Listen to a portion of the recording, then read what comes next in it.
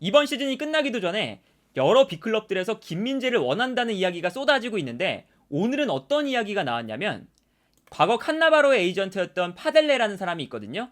근데 이 사람이 어떤 이야기를 했냐? 이미 김민재를 향한 관심이 커지고 있고 김민재의 영입을 추진하고 있는 영국 팀을 알고 있습니다. 라는 인터뷰를 했습니다. 그러면서 나폴리는 김민재에 대한 바이아웃이 있기 때문에 김민재를 지키는 것을 어려워하고 있고 특히 현재 영국팀이 이미 움직이고 있습니다. 라는 인터뷰를 했어요. 그래서 이제 김민재에 대한 여러 관심들은 더 이상 숨길 수 없는 상태가 아닐까라는 생각이 드는데 김민재가 과연 어떤 팀에게 어울릴까? 이것을 생각해보면 기본적으로 현대 축구의 트렌드를 따라가는 강팀들, 수비 라인을 올리고 전방 압박을 하고 볼을 점유하려는 성향이 강한 팀들에게 김민재 선수는 어떤 팀이든 어울린다 라고 볼 수가 있겠습니다. 일단 현재 나폴리에서 김민재 선수가 보여주고 있는 특징 중에 하나가 어떤 게 있냐면 나폴리가 전방 압박을 과감하게 수행을 하죠. 그런데 여기서 나폴리의 가장 큰 특징은 수비 라인도 과감하게 올라온다는 거예요. 그래서 수비 라인이 거의 하프라인 끝까지 올라와 있고 여기서 김민재의 장점은 뭐냐? 사실 웬만한 팀들은 공격수가 전방 압박을 풀어내기 위해 내려가서 볼을 받을 때 수비수가 섣불리 따라서 내려오지 못하거든요. 왜냐하면 따라서 내려왔다가 뒷공간이 발생하니까 섣불리 따라오기가 어려워요. 그런데 김민재는 상대 공격수가 전방 압박을 풀어내기 위해 내려와서 볼을 받을 때 김민재도 상대 진영까지 과감하게 올라가서 압박을 하는 모습을 볼 수가 있죠. 그리고 이것은 당연하게도 이 수비 뒷공간으로 상대가 볼을 전개했을 때 김민재가 압도적인 스피드로 이 공간을 커버할 수 있는 능력이 있기 때문에 과감하게 올라가는 거거든요. 그래서 예를 들면 나폴리의 경기를 볼 때 이런 장면이 많이 나오죠. 이 장면도 보시면 나폴리가 전방 압박을 과감하게 펼치고 있을 때 상대팀 공격수가 볼을 받으러 내려오고 있습니다. 그런데 김민재가 상대 공격수가 내려가니까 같이 따라서 과감하게 전진을 하고 있어요. 그리고 과감하게 올라가서 김민재가 상대방 공격수의 볼을 빼앗아내는데 성공하는 것을 볼 수가 있죠. 그리고 이 장면에서는 볼을 끊어낸 이후에 자신이 직접 뛰어들어가는 공격수에게 결정적인 패스까지 보내주는 장면이었는데 이처럼 나폴리가 이번 시즌에 완벽한 전방 압박을 할 수 있는 이유는 최후방 수비수인 김민재까지 전방으로 올라와서 전방 압박에 도움을 주기 때문에 높은 퀄리티의 전방 압박이 가능하다 라고 볼 수가 있겠고요. 그리고 아까 말씀드렸던 이 뒷공간에 대한 문제를 생각해보면 사실 웬만한 강팀들은 수비 라인을 올리는 것 자체가 어쩔 수 없는 숙명에 가깝습니다. 당연하게도 강팀들은 라인을 올리고 조금 더 공격적인 경기를 하면서 뒷공간이 열릴 수밖에 없어요. 그런데 이때 나폴리의 경기를 보면 나폴리가 역습을 거의 당하지 않는 팀인데 당연하게도 김민재가 뛰어들어가는 공격수보다 더 빠르게 움직여서 볼을 끊어낼 때가 많기 때문에 나폴리가 라인을 아무리 높게 끌어올려도 상대팀의 역습을 거의 당하지 않는 팀이죠. 그런데 여러 빅클럽들을 생각해보면 리버풀의 반다이크, 그리고 중앙 수비수는 아니지만 맨시티의 워커, 그리고 최근에 바르셀로나의 아라우호, 그리고 최근 맨유에서 바란, 이렇게 스피드가 빠른 수비수들은 빅클럽에서 무조건 필요한 자원입니다. 특히나 과르디올라 감독이 몇 년 동안 맨시티에서 점유율을 높이고 수비 라인을 높게 끌어올릴 수 있었던 이유는 워커의 존재가 있기 때문에 가능했거든요.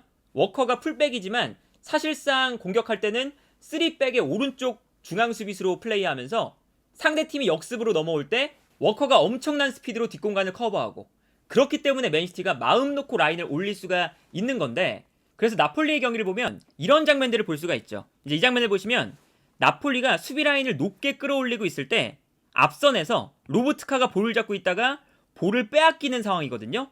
아주 위험한 상황이죠.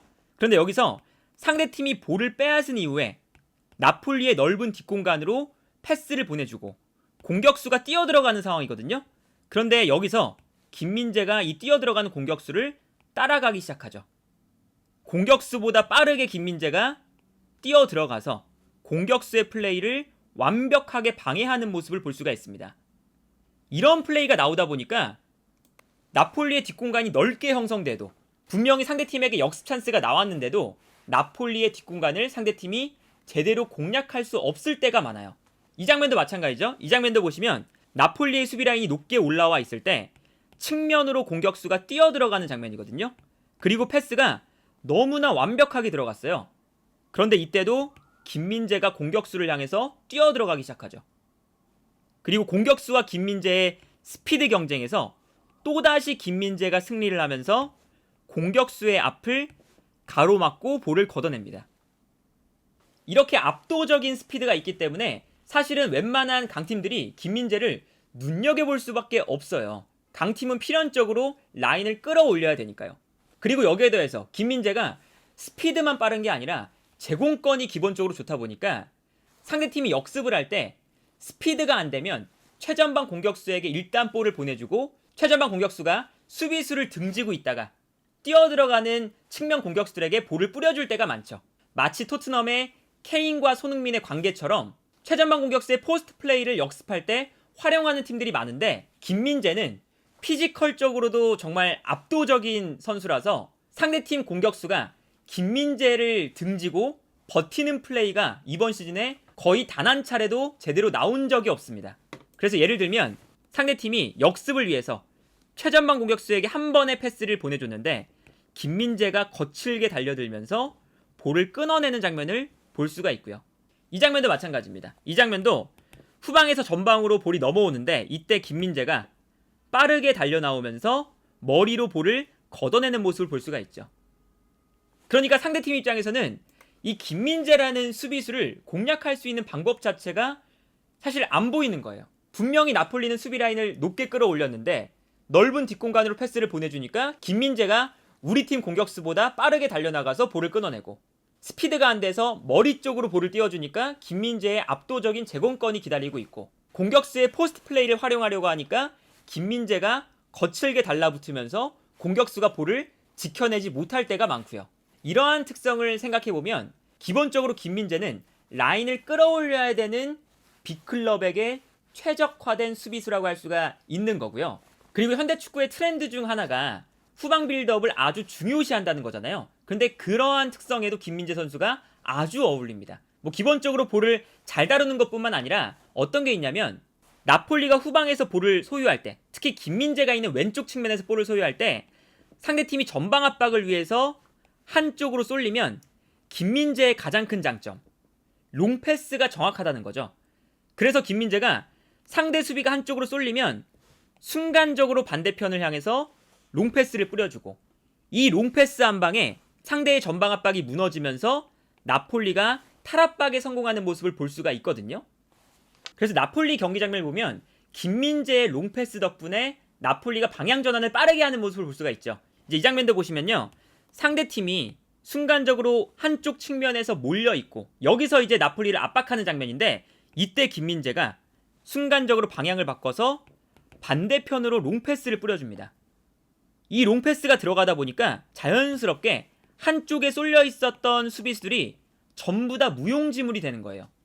그리고 이 롱패스가 반대편에 있는 선수에게 정확하게 배달이 되면서 나폴리가 넓은 측면 공간을 활용할 수가 있게 되는 거죠. 이 장면 또한 마찬가지죠. 이 장면도 보시면 김민재가 볼을 잡고 있을 때 반대편으로 뛰어들어가는 선수에게 한 번의 패스를 보내주는 장면인데요. 이 장면도 상대팀이 나폴리를 압박하기 위해서 중앙에서 좁은 간격을 형성하고 있거든요. 그래서 이 안쪽으로 들어왔을 때 나폴리의 볼을 빼앗자 이 컨셉인데 여기서 김민재가 롱패스를 정확하게 뿌려주면 순간적으로 상대팀의 공간이 열리면서 나폴리가 한 번에 상대팀의 수비를 무너뜨릴 수가 있게 되는 거죠. 그래서 이렇게 이 김민재의 여러 특성들을 종합해보면요. 김민재 선수는 당연하게도 이번 시즌 유럽 최고의 수비수 중 한 명이기 때문에 모든 빅클럽에서 노릴 만한 선수인데 그 빅클럽 중에서도 김민재의 스타일에 어울리는 팀들은 현재 축구의 트렌드를 정말 잘 따라가고 있는 팀들 과르디올라의 맨시티, 테나흐의 맨유, 클롭의 리버풀 혹은 차비 감독의 바르셀로나 이런 팀들처럼 볼을 점유하고 라인을 올리고 전방 압박을 강하게 걸고 후방 빌드업을 중요하게 생각하는 팀들 이런 팀들의 김민재가 딱 어울리는 중앙 수비수다. 그리고 이렇게 축구의 트렌드에 맞는 선수이기 때문에 김민재의 가치는 높아질 수밖에 없고요. 지금 현재 이야기가 나오고 있는 4천만 혹은 4,500만 유로의 바이아웃은 김민재를 영입하는데 정말 헐값에 가까울 정도로 싼 금액이다. 이렇게 표현할 수 있지 않을까 합니다.